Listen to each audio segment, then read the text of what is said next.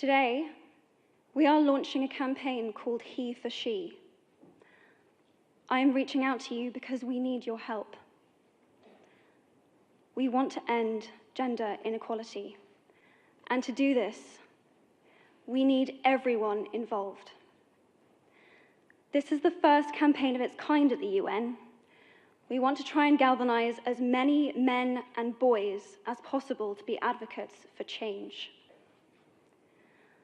I was appointed as Goodwill Ambassador for UN Women 6 months ago. And the more I've spoken about feminism, the more I have realized that fighting for women's rights has too often become synonymous with man-hating. If there is one thing I know for certain, it is that this has to stop. For the record, feminism, by definition, is the belief that men and women should have equal rights and opportunities. It is the theory of the political, economic, and social equality of the sexes. I started questioning gender-based assumptions a long time ago. When I was 8, I was confused being called bossy because I wanted to direct the plays that we would put on for our parents, but the boys were not. When at 14, I started to be sexualized by certain elements of the media. When at 15, my girlfriends started dropping out of their beloved sports teams because they didn't want to appear muscly. When at 18, my male friends were unable to express their feelings.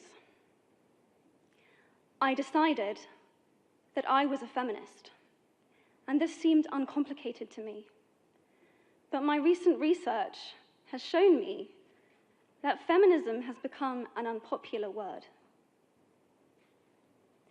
Women are choosing not to identify as feminist. Apparently, I am among the ranks of women whose expressions are seen as too strong, too aggressive, isolating, and anti-men, unattractive even. Why has the word become such an uncomfortable one?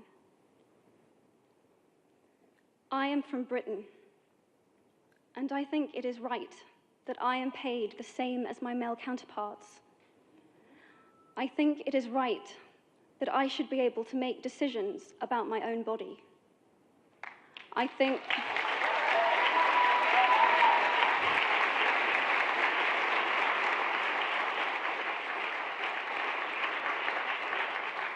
it is right that women be involved on my behalf in the policies and the decisions that will affect my life.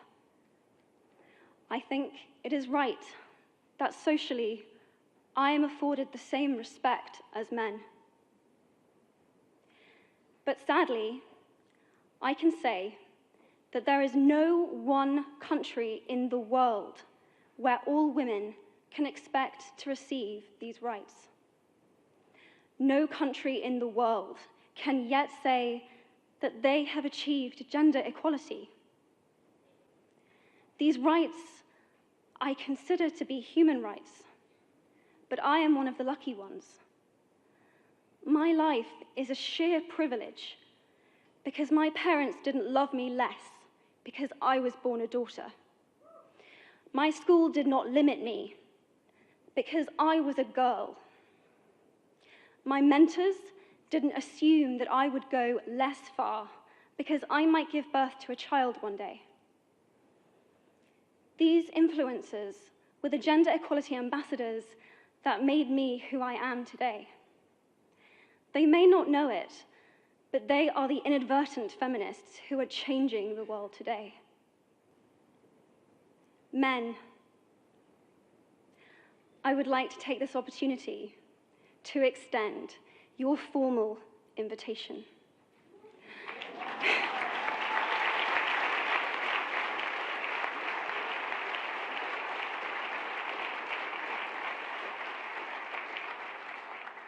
gender equality is your issue too. Because to date, I've seen my father's role as a parent being valued less by society, despite my needing his presence as a child as much as my mother's. I've seen young men suffering from mental illness, unable to ask for help, for fear it would make them less of a man. Men don't have the benefits of equality either. We don't often talk about men being imprisoned by gender stereotypes, but I can see that they are, and that when they are free, things will change for women as a natural consequence. If men don't have to be aggressive in order to be accepted, women won't feel compelled to be submissive. If men don't have to control, women won't have to be controlled. Both men and women should feel free to be sensitive. Both men and women should feel free to be strong. It is time that we all perceive gender on a spectrum instead of two sets of opposing ideals. You might be thinking, who is this Harry Potter girl? And what is she doing speaking at the UN? And it's a really good question. I've been asking myself the same thing. All I know is that I care about this problem, and I want to make it better.